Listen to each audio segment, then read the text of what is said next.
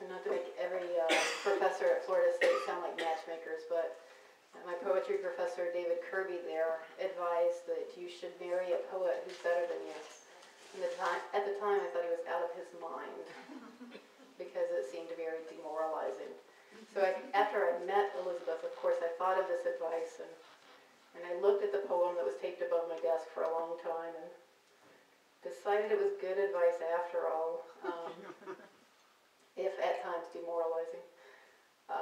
Another poet once said that, you know, a poet's poem is great when the only thing you change about it is the name. After I suggested last night that we choose each other's poems, my next step was going to be to get her to read my poems, and I would read hers. She won't go for it. We do have, I have a bunch of free postcards and free buttons up here if you like to get free stuff, and if you're one of those old-fashioned people who still use the U.S. mail, those actually work. You just put a stamp on them and you can send them out.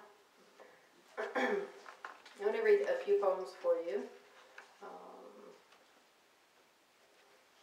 The first I'm going to read is called Dear Reader. I can get to it. Dear Reader, you have forgotten it all. You have forgotten your name, where you lived, who you loved, why. I am simply your nurse, terse and unlovely.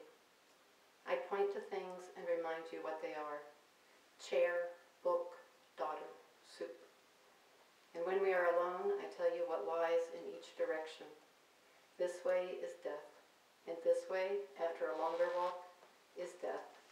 And that way is death, but you won't see it until it's right in front of you. Once, after your niece had been to visit you, and I said something about how you must love her, or she must love you, or something useless like that, you gripped my forearm in your terrible swift hand and said, "She is everything." You gave me a shake. Everything to me. And then you fell back into the well, deep in the well of everything, and I stand at the edge and call, chair, book, daughter, soup.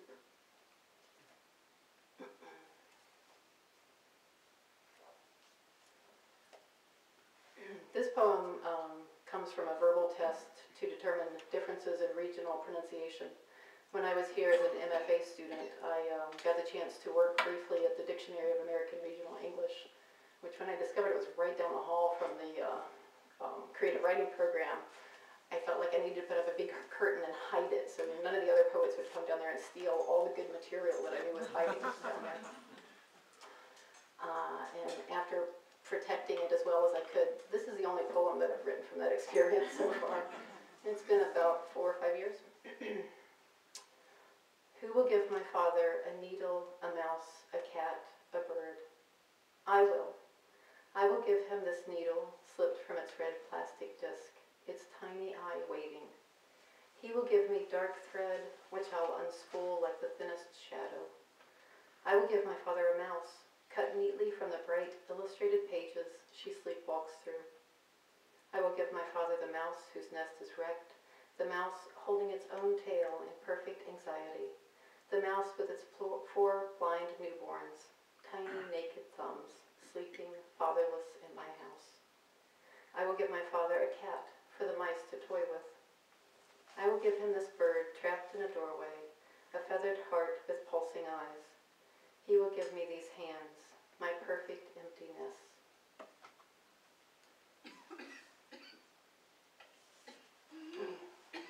This next poem is called My Mother Crochets the Lord's Last Supper. And it's true, my mother has been known to crochet the Lord's Last Supper. It was a tablecloth that was this big and had all the apostles sitting there. And the most impressive thing I've ever seen. My sister and I sit at our mother's feet, studiously watercoloring designs on her bare legs. My sister paints a map with a tiny cartouche just above our mother's thin ankle. A sea monster lurks in the aquamarine, racing toward my mother's shin. A ship sails unaware behind her knee. We seem invisible to our mother, 2 girls bored with summer. Her eyes focus on her hands that move the needle, drawing up thick white thread from the large spool beside us. Her mouth moves as if she mumbles a prayer or a curse under her breath, but she's just keeping count of the stitches. I paint hunters, my mother's flesh, a cave wall, outlines of human figures shooting arrows that arc toward running deer, awkward buffalo. Occasionally, she discovers a mistake and unravels a large section, discarding half an hour's work without pause. I just have a few more for you. This next one's called Watson and the Shark, and it's after a painting by John Singleton Copley. Have any of you seen this picture? It's a fantastic picture. The guy that's in it, Watson, commissioned to have it done when he was much older. At the time of the incident, he was 15 years old and was swimming in the bay and was attacked by a shark. And so Copley had no idea what a shark looked like and just did his best. So it's pretty marvelous. He's got this big human eye that's looking at Watson. And these guys rowing in a boat trying to save him. So, Watson and the shark. Why does the naked Watson reach for the man harpooning the shark? Above him, two men reach far outside their little boat, but the youth strains past, closer to the gaping mouth and human eye of the shark. A matter of composition, I suppose. The rope has draped across his arm, just above the pale invitation inside his elbow, his throat, his hard ribs, soft waist, and thick muscled thighs. I think the young man rowing in the back with anguished face must love you, careless boy, as the artist does as he mixes drops of your blood in the water, as we all do when we love, our hands frozen around oars, knowing that your eyes suddenly see what we've seen all along.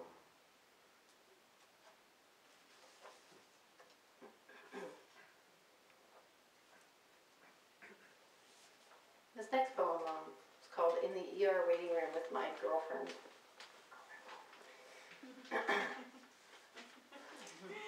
Each fevered chair is filled with a girl, her mouth open, yellow breaths passing through pale lips. She's hoping for a new doctor, some Dilaudid or Vicodin. She looks at the TV. I watch the girls change into women with wild hair and hard feet and worn-out slippers, into a college boy with a busted ankle and some girl he might fall in love with, into a woman in a wheelchair burying her blazing head against the man who strokes her as if she doesn't burn his hands.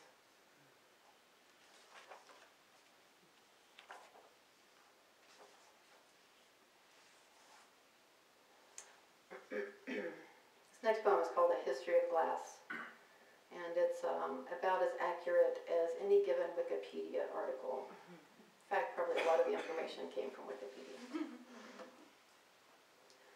When God closes a door, we break a window. Sorry, I say to the landlord who replaces it. Sorry, I say the next morning to the neighbor who complains about the noise. An accident. She waits for more of an explanation. So I start at the beginning. The history of glass is a history of accidents. Long ago and far away, a woman, a pot, a fire. Her lover surprises her from behind, kisses her until the pot glows, smoke rising like a choir. She snatches it from the hearth and drops it on the floor, covered in sand and ash. She is a good cook, but not tidy. Her lover throws water on the whole mess. The sand hisses, her hand burns. She can hardly see the hard numerical forming for the tears in her eyes. At her feet, a new obsidian spreads, clear and eddied. It will be 2,000 years until a tradesman molds by hand the small green and blue glass animals, housed today on the second floor of a local museum, and nearly 4,000 before sheet glass in 1902. Many accidents happened during this period. 100 years later, the glass animals in the museum are visited by two women. One marvels at their wholeness, except for an ear or a nose or a paw. One does not marvel. She says, they survived because they're small. They stopped for dinner, mostly wine. They stumbled home. Were there eyewitnesses at that late hour when they embraced and fell? Once inside, there was a window of sheet glass and a bare bulb burning out. In the darkness darkness of the stairwell, they sink, dark coats spreading around them. The wind rushes in. Remember the glass animals? They tell a history of accidents too. Accidents waiting to happen. So I want to read for you, one of the benefits of being married to a poet is that you get to do really, really dorky poet things. And I think our crowning dorky achievement is that we're reading the Norton Anthology of Poetry. And we read a poem from the front and a poem from the end. We were going to read it straight through, but if you've ever tried to get through the beginning of the Norton Anthology, you know you've got to give yourself a little treat. So we're moving towards the middle, and we've discovered some great poets that way that we probably should have read about 20 years ago, but it's been really fun. And I think we've been in Robert Barrett Browning for some time now, which is really fun though, I gotta say. And we just finished Louise Bogan, so really cool. But one of our great discoveries, at least for me, I had never read anything by him, was McNeice. If you haven't read Louis McNeice, fabulous poet. And I want to read one poem that he wrote for his first wife. And it's called The Sunlight on the Garden. The sunlight on the garden hardens and grows cold. We cannot cage the minute within its nets of gold. When all is told, we cannot beg for pardon. Our freedom as freelances advances towards its end. The earth compels upon it, sonnets and birds descend. And soon, my friend, we shall have no time for dances. The sky was good for flying, defying the church bells, and every evil iron siren, and what it tells. The earth compels, we are dying, Egypt, dying. And not expecting pardon, hardened in heart anew, but glad to have sat under thunder and rain with you, and grateful too for sunlight on the garden. And what you probably can't see because I'm reading this, is the way he does line breaks is that the last word of the line before rhymes with the first word of the next line. It's just, he's a show-off. And I like him. So I'm going to read one last poem for you, if you have the patience. A bit of a long poem. It's called Intercession. It's a list poem. It's another thing that you can find on the web. It's an abecedarian, which is, any of you heard of abecedarians? Abecedarians? It's a poem where the first line can start with A or the word center around the word A. And as long as you know the alphabet, you've got it made. You don't have to remember a complex rhyme scheme. You don't have to remember, the Sestina repeating words pattern, any of that nonsense. You know A, B, C, you got it made. So this is one of my favorite forms, not surprisingly. So this poem is about patron saints. And there's a great website called the Catholic Forum that has an index of patron saints. And you can just waste a lot of time finding patron saints for really just about everything in the world. Wisconsin has a patron saint. I think Madison might even have a patron saint. And we should probably all be praying.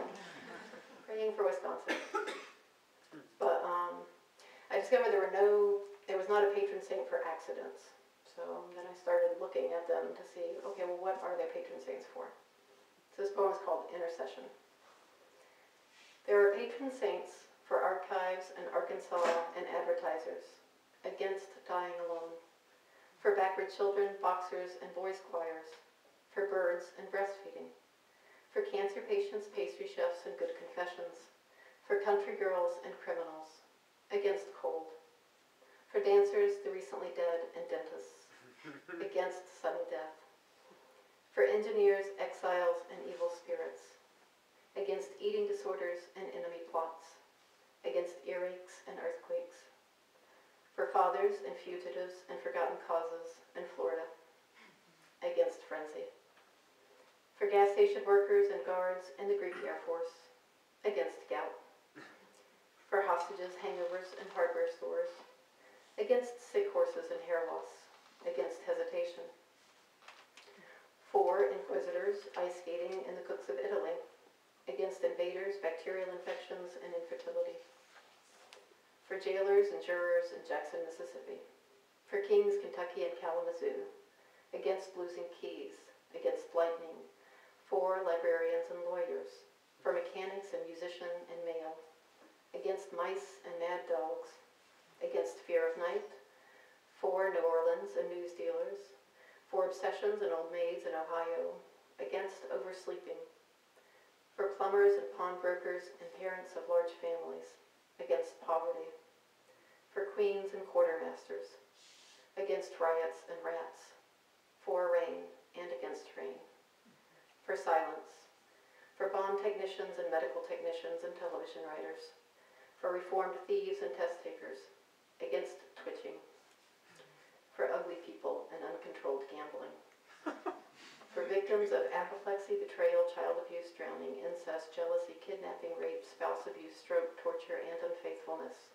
against vertigo, for working people in West Virginia, against bad weather, for expectant mothers, expeditious solutions, and excluded people, against explosions, for New York and young people in general, and one for each tiger in the zoo, stared at by children with nothing, no one to pray to, and nothing to do.